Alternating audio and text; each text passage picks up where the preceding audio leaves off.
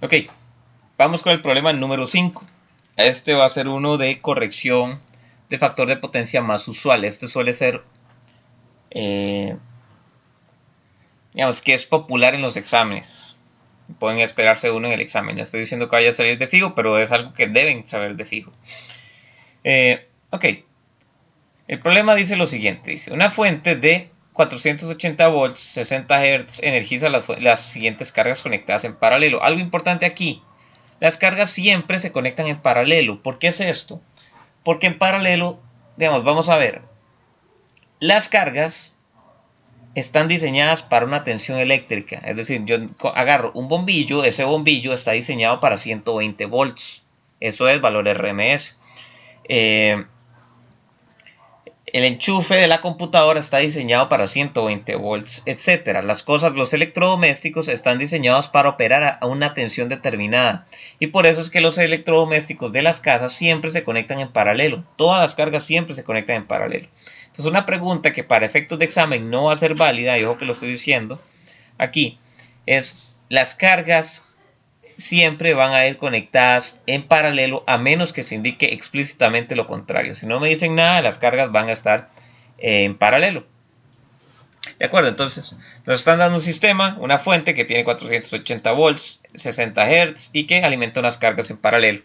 Las cargas en paralelo son tres, dice un calentador de agua de 12 kW, una carga capacitiva con estas características y tres motores idénticos, cada uno con 7 HP, no sé qué, Estas de aquí, ya vamos a analizar cada una de ellas. Lo que nos dicen es corrija el factor de potencia de la fuente a un valor de 0.95. ¿Cuál es el valor de la capacitancia total requerida? B. ¿Cuál debería ser la capacidad mínima de la fuente antes y después de corregir el factor de potencia? C. Explique por qué cambian los valores de capacidad en la fuente al corregir el factor de potencia. Entonces aquí hay varios conceptos que vamos a ir estudiando a lo largo del procedimiento. Entonces lo primero va a ser, vamos a dibujar un circuito que incluye una fuente, 480 volts, 60 Hz y tres cargas. Bueno, aquí dice tres motores idénticos. Lo que pasa aquí es que no voy a poner tres motores, voy a poner una sola carga que equivale a los tres motores. Entonces voy a poner una para el calentador, una para la carga capacitiva y una para los tres motores, ¿de acuerdo? Entonces vamos a tener un circuito con una fuente y tres cargas en paralelo. Vamos entonces.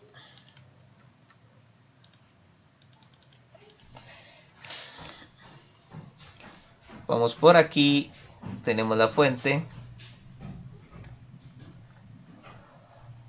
Carga número 1, la ponemos por acá, le voy a poner C1.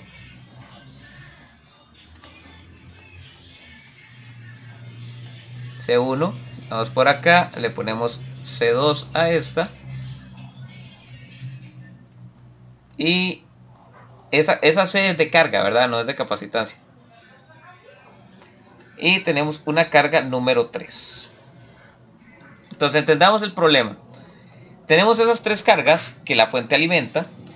Probablemente la fuente está alimentando las tres cargas y su factor de potencia no es mayor a 0.95. Entonces vamos a necesitar corregir el factor de potencia a 0.95. Para eso uno lo que hace es conectar aquí algo que compense los efectos de la parte de potencia reactiva de aquí. Y ya nos están diciendo explícitamente que lo que vamos a pegar es un capacitor. ¿Por qué? Porque digamos que es un spoiler lo que nos están diciendo. Entonces vamos a conectar un capacitor que haga que el efecto sobre el circuito sea tal que el factor de potencia que ve la fuente después de conectar el capacitor sea mayor a 0.95. ¿De acuerdo? Entonces, seamos claros aquí.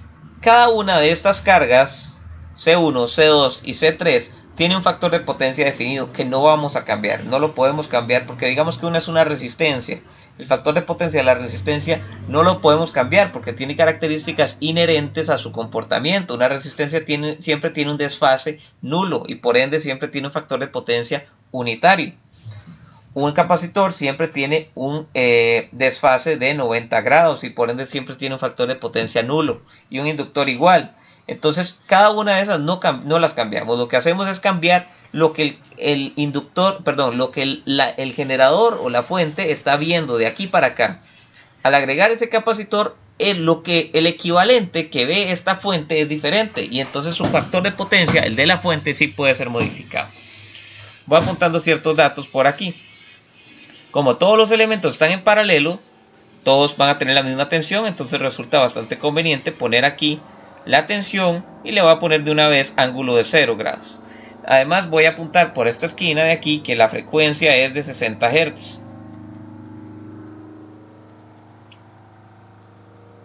Y esto yo ya me lo sé, quiere decir que el omega es de 377 radianes por segundo, ahí no me cabe, radianes por segundo, ¿de acuerdo?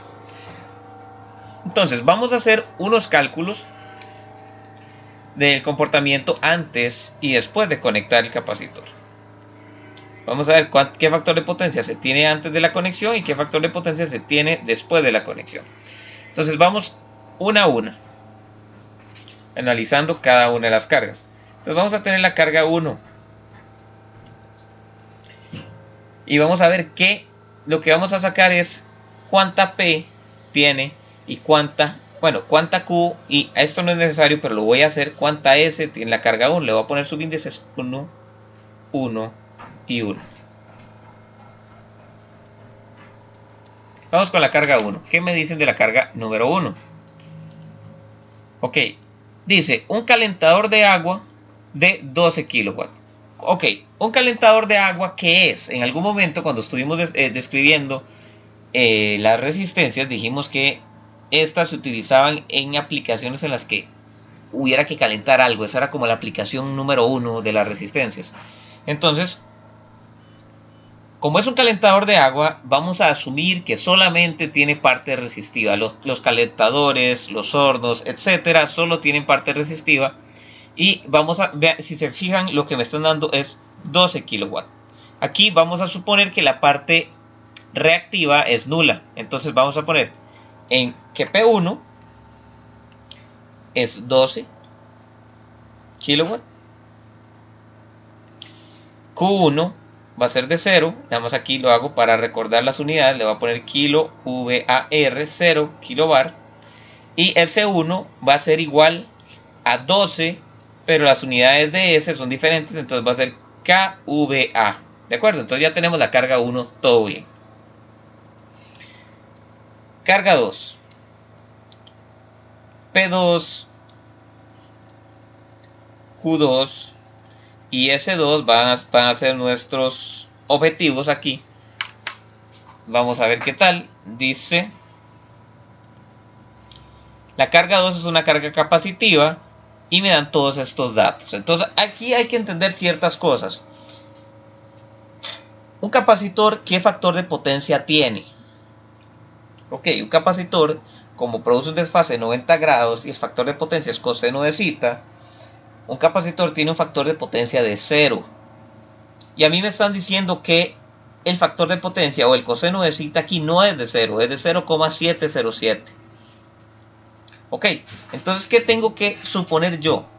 Tengo que suponer que esta carga capacitiva no es capacitiva pura.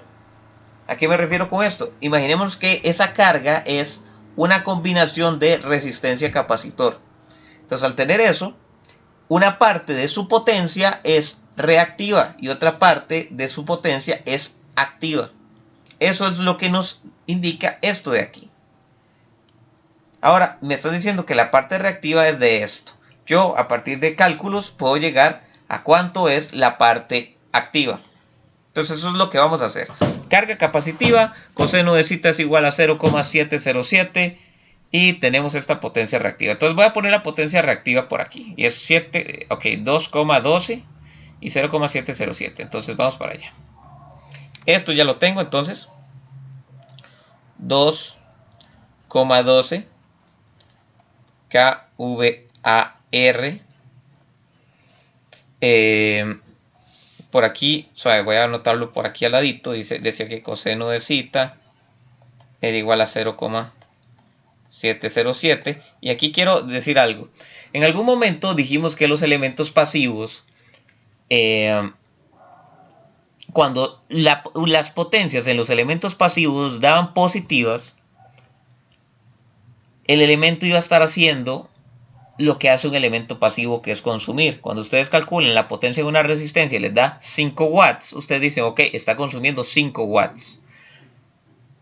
Cuando tenemos una carga en corriente alterna, que es un elemento pasivo, y nos están dando una potencia asociada y nos da positiva, significa que la carga o el elemento está consumiendo esa potencia, ya sea activa o reactiva. Ahora, como la regla o la forma en la que lo hemos dicho es que los capacitores entregan potencia reactiva, por ser elementos pasivos, aquí yo los voy a poner, le voy a poner un menos al frente. ¿Por qué? Porque como es un elemento pasivo, si yo lo dejo positivo, la indicación que estoy dando es que está consumiendo la potencia reactiva. Y los que consumen potencia reactiva no son los capacitores, sino que son los inductores. ¿De acuerdo? Ok, volvamos al asunto con el factor de potencia. Yo puedo aquí sacar coseno inverso de zeta, y coseno inverso de zeta, si no me equivoco, es 45 grados. Ahora, ese 45 grados, ¿qué representa? Recordemos que el zeta representaba el atraso. Zeta lo que representa es el atraso. Entonces, en el momento en que yo llego y digo, ok, mi zeta es de 45, estoy diciendo que zeta, hay un atraso de 45 grados, pero mi carga es capacitiva y los capacitores van asociados a adelanto. Entonces, en realidad, aquí va un menos. ¿Qué es lo que pasa? Que la función coseno inverso solo da una solución. Es decir, lo que quiero decir es esto. Si ustedes tienen el plano aquí y ustedes tienen un lado por aquí, coseno de este ángulo es igual a coseno de este ángulo. No hay diferencia. Entonces la función coseno inverso da la solución de arriba, no da la solución de abajo. Y en este caso la solución que es correcta es la de abajo, la del zeta negativo. ¿Por qué? Porque es adelanto. Lo voy a anotar por aquí, adelanto. ¿De acuerdo? Entonces tenemos un zeta de 45. Como el ángulo es de 45, yo puedo suponer que la P es de 2,12 kilowatts. ¿Por qué no le pongo un signo? Porque la P, como es una carga, va a estar consumida. La carga no va a entregar potencia. Y entonces aquí yo puedo sacar cuánto es la S. La S la saco con un triángulo de potencia. Recordemos que el triángulo de potencia es P en uno de los catetos, Q en el otro cateto, forma un triángulo rectángulo y la hipotenusa es S. ¿Cuánto vale S? Y la saco con la fórmula de Pitágoras. Me va a dar, ya les digo, 2.12 por raíz de 2. Me da 3. 3 kVA. Todo bien. Vamos con la carga número 3. De nuevo vamos a tener una P, una Q y una S. Cada una de estas, recordemos que la carga número 3 está conformada por 3 motores y a mí me dan las especificaciones de cada uno de esos motores. Entonces mis respuestas deben ir multiplicadas por 3 para que incluyan el efecto de los 3 motores. Entonces dice 3 motores idénticos, cada uno de 7 HPs, eficiencia 90% y un factor de potencia de 0,76. Entonces aquí hay varias cosas que hay que decir. Primero, y esto, si cuando vean el video tomen la nota en algún lado. Probablemente en clase yo se los voy a decir, pero aquí está como respaldo. La potencia que me dan a mí del motor es la potencia de salida de su eje. Es potencia mecánica de salida. Entonces, lo que voy a tener aquí, esos 7 HPs, voy a anotarlo por aquí. Potencia mecánica es igual a 7 HPs. Y voy a ponerlo por un ladito por acá, un HP. Son 746 watts. Esa es la conversión. Entonces aquí, la potencia mecánica que yo tengo va a ser 7. Bueno, vamos a ponerle 7 por 746. Entonces 7 por 746 me da 5222 watts. Como estoy trabajando en kilowatts todo, son 5, ok, y voy a hacerlo por 3, recordemos que todo va por 3, entonces 3 por, y entonces mi respuesta va triplicada. Entonces tenemos estas dos de aquí, multiplico por 3 y me da 15.666. Me da 15 17,67 kilowatts. Ya lo pasé a watts. Pero resulta que esta es potencia mecánica. Y en los motores, la potencia mecánica es la salida, pero la entrada no es mecánica, la entrada es eléctrica. Estamos considerando un motor eléctrico, ¿verdad? Resulta que a mí me están dando la eficiencia. Ay, suave, disculpen ahí el rayonazo. A mí me están dando una eficiencia. Y yo lo que digo es esto. La eficiencia, que yo la denoto por esta letra, me parece que se llama nabla, es potencia eléctrica entre potencia mecánica. Resulta que esta potencia eléctrica no es más que la potencia activa, es la potencia que consumen los motores. Entonces voy a ponerle P3. Y P3, la eficiencia en este caso nos dicen que es de 90%. Entonces yo voy a despejar de eso, de esa ecuación voy a despejar cuánto es P3. ¿Quién tiene que ser más grande? Oh, perdón, lo hice mal, no me hagan caso. La eficiencia es salida entre entrada. Y la entrada es eléctrica. La salida es mecánica. Entonces la relación es al revés. Mecánica. Y esta es P3. Despejando P3 debe ser más grande. Digamos que 10% más grande. Entonces a lo que agarro es la respuesta anterior y la divido entre el punto 9. Al hacer eso obtengo 17,41 watts. O kilowatts. Ajá. 17,41 kilowatts. Entonces, ok, ya te averigüé esto. Muy bien. 17,41 kilowatts. Ok, vamos de nuevo al enunciado. El enunciado nos decía, otro dato que nos daba es el factor de potencia de 0.76. En algún momento dijimos que el factor de potencia siempre había que especificarlo, había que decir si era en adelanto o si era en atraso. Lo que pasa aquí es que los motores siempre los vamos a asociar con parte inductiva. Entonces, los motores siempre van a tener una parte activa, que es el que se asocia al trabajo que producen, pero también como tienen inductores hay una parte que es reactiva, y esa parte reactiva siempre es inductiva, nunca es capacitiva. Entonces el factor de potencia que nos están dando, que es de 0.76, va a ser en atraso. Entonces vamos aquí. El factor de potencia que nos dan es en atraso. Entonces voy a anotarlo por aquí abajito. El factor de potencia es de 0.76 en atraso. Atraso, entonces, ok. Factor de potencia es en atraso. Ok. Entonces el cita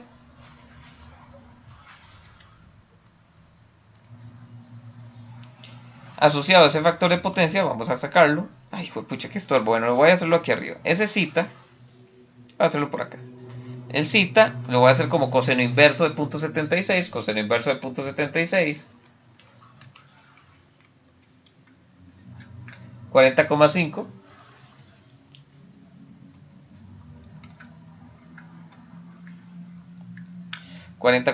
grados. Ahora, esto es, recordemos, cita representa el atraso. Los motores atrasan, bueno, tienen parte inductiva, entonces sí atrasan. Entonces este ángulo no hay que cambiar el signo como en el caso anterior. Este es el cita. Con ese cita voy a construir un triángulo de potencia que va a ser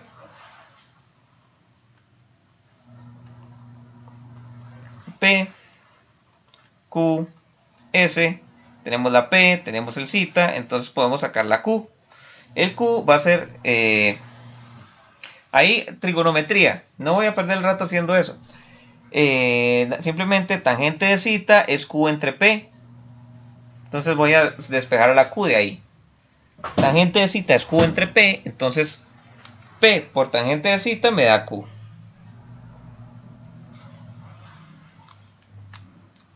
$17.41 por tangente de 40.5. 14,87. Entonces me está dando 14,87. En este caso no le cambio el signo. Esto queda así, sin cambiarle el signo, todo bien. Y aquí en la S la sacamos con la ecuación de Pitágoras, con la fórmula de Pitágoras. 17.41 cuadrado más 14.87 cuadrado y le sacamos raíz y eso nos da 22,9. 22,9 kilo VA. Eso, ay, pucha. Disculpen, ahí ya, ahora sí. KVA. Todo bien, entonces ya analizamos las tres cargas. Recuerden, entonces voy a hacer campo por aquí. Ya hice algún procedimiento. Entonces, esto suele ser el primer paso para la corrección del factor de potencia. Voy a hacer nada más espacio por aquí.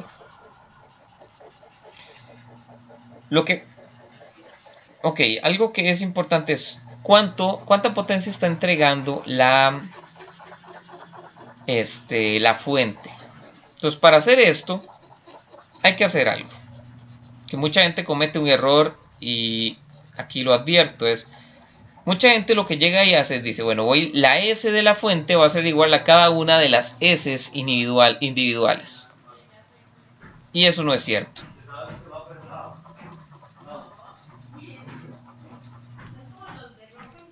Entonces, la S resulta que, ¿cómo se hace? ¿Cuál es la forma correcta de hacerlo? Voy a empezar haciendo eso. Vamos a dividir por acá, vamos a hacer eso como datos. ¿Y cuál es la forma correcta de hacerlo? Entonces, la P de la fuente, la potencia activa de la fuente va a ser igual a la suma de cada una de las potencias de las cargas. Entonces, la P de la fuente da serían 12 kilowatts más 2.12 más 17.41. Nos da 31,53 kilowatts.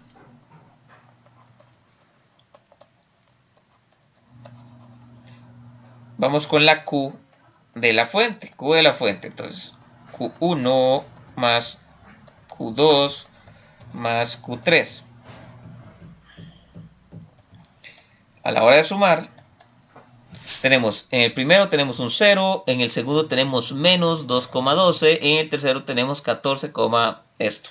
Entonces hay que considerar los signos. En esa parte es muy importante considerar los signos. Menos 12,12 más 14,87.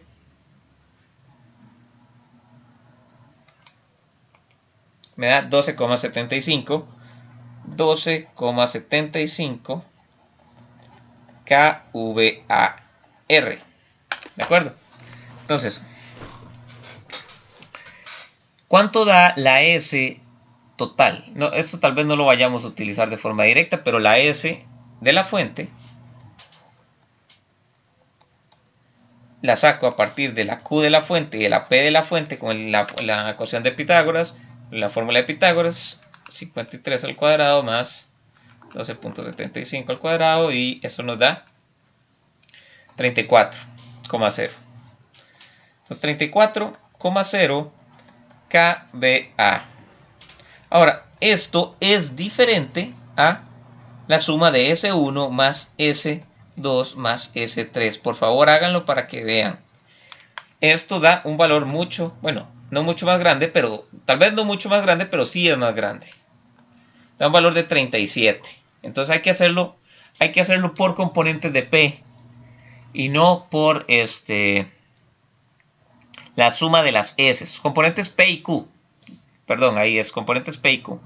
Esto es porque las S son números complejos, es decir, en realidad lo que sí se puede sumar son las S con techo.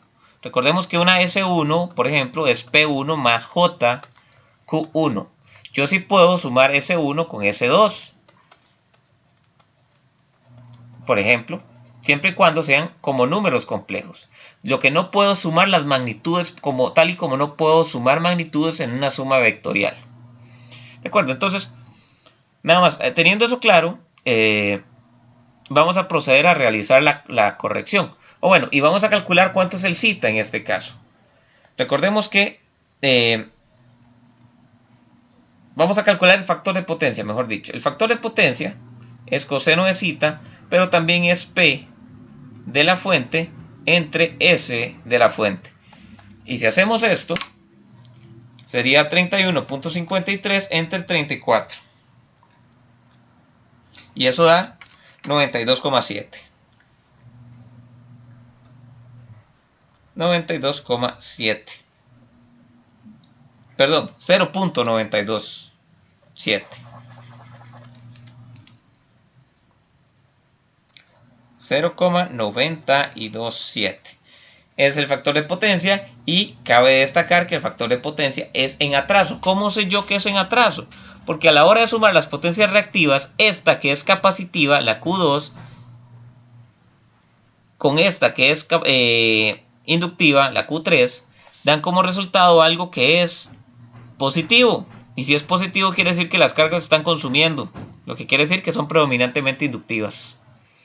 Entonces este es el factor de potencia y es en atraso.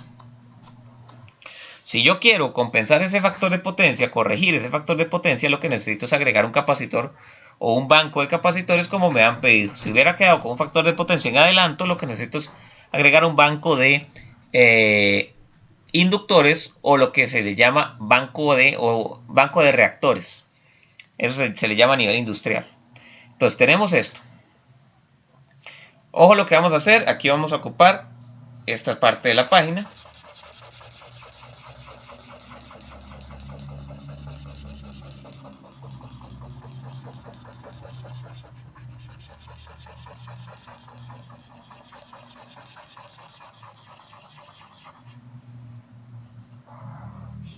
Entonces lo que vamos a hacer es lo siguiente.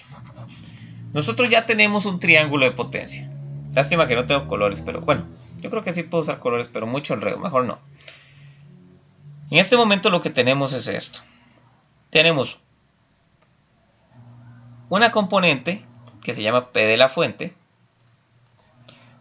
otra componente que se llama Q de la fuente, y eso nos da una S de la fuente.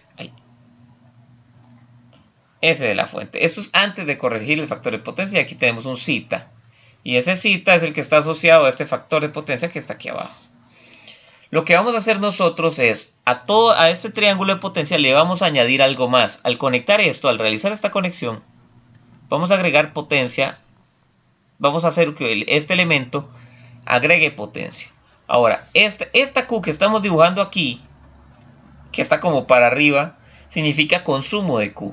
Como estamos agregando un elemento, el capacitor, que lo que hace es entregar, está haciendo algo inverso a lo que está haciendo este Q. Entonces lo que vamos a hacer es agregar un vectorcito o un fasorcito que es hacia abajo, que tiene un valor que vamos a llamar QC, y ese QC va a ser tal que este triángulo evolucione a este otro triángulo, en donde el zeta va a ser chiquitito, le va a poner un zeta prima, y la SF también va a ser más chiquitita. La pregunta aquí es, ¿cómo vamos a encontrar eso? Es decir, ¿cómo vamos a determinar el valor de Q que va a ser tal que el factor de potencia de la fuente sea de 0.95? Entonces, para hacer eso, primero vamos a... Pongamos aquí, corrección de FP.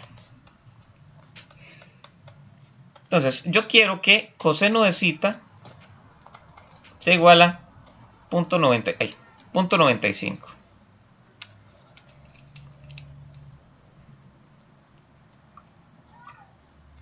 Implica el zeta tiene que ser igual a 18,2 grados. 18,2 grados, ¿de acuerdo? Entonces aquí todo bien. Me parece que es eso, si yo me lo sé de memoria. Vamos a hacer coseno inverso de 0.95, 18,2 grados, efectivamente. Entonces, ok. Al agregar el capacitor, se da una evolución como la que presenté en este triángulo, porque el capacitor hace un cambio en Q, no hace ningún cambio en P. Entonces el cateto horizontal se mantiene constante, mientras que el cateto vertical es modificado. La cosa es, ok, tengo el ángulo que tengo que tener al final, en realidad este es el zeta prima. Tengo el ángulo que tiene que tener al final y tengo uno de los catetos. A partir de esto puedo sacar cuánto tiene que ser el Q al final. Entonces recordemos que existe una relación, y esto es pura geometría, que es que QC, perdón, no es QC. En realidad aquí participan varios. QC lo que representa es este vectorcito que viene bajando. Yo el que voy a usar es este vectorcito que le voy a llamar Q nuevo, Q sub n, que lo que representa es esto de aquí. así, eso. Entonces Qn es uno de los catetos del nuevo triángulo de potencia. Qn entre PF va a ser igual a tangente de zeta prima. Entonces fácilmente puedo despejar cuánto vale Qn. Qn va a ser igual a tangente de 18.2 por la potencia, que la potencia ya la había averiguado, estaba por acá, era esta, para que no se pierdan, es esta de aquí, que es 31.53. Entonces la Qn tiene que valer 10,37. Y estos son kVAR. Y son negativos. No, mentira, son positivos. No he dicho nada. Todo bien, eso está así. Y este es ese nuevo cateto, el cateto que se ve aquí. ¿De acuerdo? Ahora, ese Qn es el resultado de agarrar la Q que teníamos antes, que es esta de aquí. Ya la tenía una fecha, pero la voy a borrar y la voy a volver a poner. Esta de aquí. A eso le sumamos el efecto de un capacitor o un conjunto de capacitores y nos tiene que dar la nueva.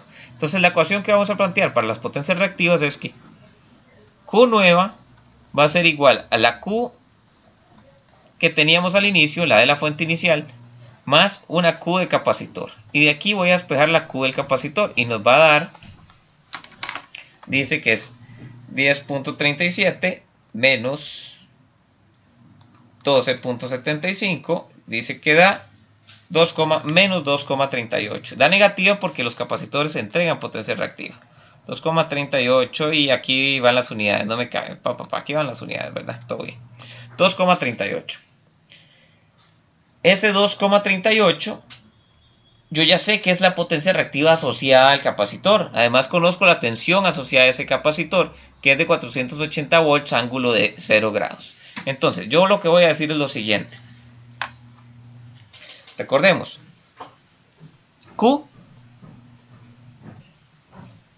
en el capacitor va a ser igual a la tensión en el capacitor, magnitud de la tensión en el capacitor por la magnitud de la corriente en el capacitor por seno de zeta. Entonces el zeta en el capacitor es de menos 90 grados, entonces seno de zeta se va a convertir en un menos 1. Eso me va a eliminar este menos que anda por acá. Además, yo conozco la tensión y conozco la corriente, no la conozco, pero yo puedo decir que la corriente es la tensión entre la impedancia. Entonces, haciendo ciertas simplificaciones, yo lo que voy a llegar es a lo siguiente. 2,38 kVAR. Si le quito el signo por el seno que daba menos 1, me va a quedar igual a, la magnitud de la tensión es 480 volts. Por la corriente, que es 480 volts, sobre la magnitud de la impedancia. Y la magnitud de la impedancia es el XC. Entonces aquí voy a agarrar este lado de abajo para terminar. XC, despejando de ahí, va a dar, sería 480 cuadrado entre 230, 2380. Recordemos que hay un K por allá, ¿verdad? Eso me da 96,8. 96,8. Ay, hijo de pucha, quitemos esto, pongámoslo por aquí. 96,8 ohms. Entonces, esos 96,8 ohms van a ser iguales a 1 entre omega C. Entonces, 377, que es la omega, y ponemos la C por acá. De ahí podemos averiguar cuánto vale C. Y con eso terminamos el problema de corrección de factor de potencia. Bueno, por lo menos el primer inciso. Después nos preguntan otras cosas, pero son secundarias. 2,74 por 10 a la menos 5.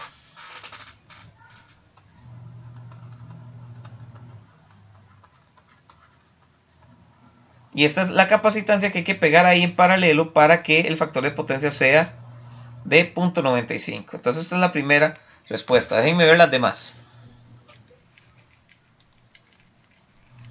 ¿Cuál debería ser la capacidad mínima de la fuente antes y después de corregir el factor de potencia? Ahora, están haciendo una pregunta nueva aquí. Esto es algo que yo no he mencionado en el curso, pero bueno. Probablemente yo en el examen no lo vamos a poner así, pero ya que viene de esta forma, capacidad se refiere a capacidad y potencia aparente son lo mismo. Capacidad y potencia aparente son lo mismo. Entonces, ¿cuál debería ser la capacidad mínima de la fuente antes y después de corregir el factor de potencia? Más bien, la capacidad es la potencia aparente que la fuente aguanta. Es decir, hay una potencia aparente que da la fuente en un instante dado y hay otra que es la capacidad, que es cuánto soporta mi fuente. Entonces, en mi problema, yo había hecho un cálculo de SF, que era este de aquí. Entonces, inicialmente soporta, o tiene una capacidad tendría que tener una capacidad de 34. Es decir, lo que estoy diciendo es, mis cargas demandan 34 kVA. Entonces, mi fuente tiene que tener una capacidad de 34 kVA, por lo menos. ¿Cuánto tiene que tener después del factor de corregir el factor de potencia? Eso se ve fácilmente porque aquí al inicio tenemos SF y después tenemos una SF' que está por acá. SF' con solo verla es más chiquitita que SF. Tal vez no mucho, pero algo es más pequeña. Entonces SF', voy a hacer el cálculo, sería QN al cuadrado más, es decir, eso si lo calculamos como PF cuadrado más QN cuadrado raíz. Eso da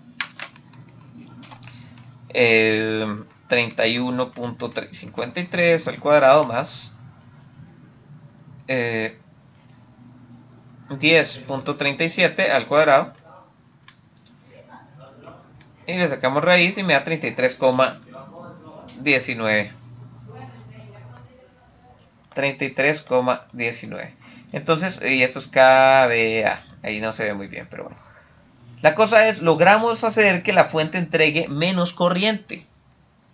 O mejor dicho, que entregue o que tenga asociada una potencia aparente más chiquitita. Ahora mi fuente puede ser un poco más pequeña. Y eso es, digamos, eso es algo que el problema quería que viéramos. Vamos a ver cuál es el inciso C. El inciso C explique por qué cambian los valores de capacidad en la fuente al corregir el factor de potencia. Y aquí lo que pasa es lo siguiente. Por aquí vienen varias corrientes. Una por aquí, otra por aquí, otra por aquí y otra por acá.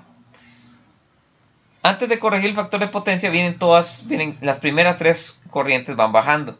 Donde yo agrego la otra, resulta que esta última hace un efecto que tiende a corregir o a cancelarse con las otras corrientes que vienen por aquí. Recordemos que las oscilaciones de potencia en los capacitores y en los inductores iban inversas. Entonces, digamos que lo que está pasando es que el efecto inductivo neto de estas tres cargas C1, C2 y C3 se cancela un poco con el efecto capacitivo del capacitor que estamos agregando para la corrección. Entonces, inicialmente tenemos una I por aquí que tiene un valor un toque más grande y al agregar el capacitor logramos reducir la I. Al haber un cambio en I, como la S, la potencia aparente, es igual a la magnitud de V por la magnitud de I. Si reducimos I, reducimos S. Y por eso es que ocurre lo que acabamos de ver. Y con eso terminamos el ejemplo. Me parece que este ya es el número 5, creo.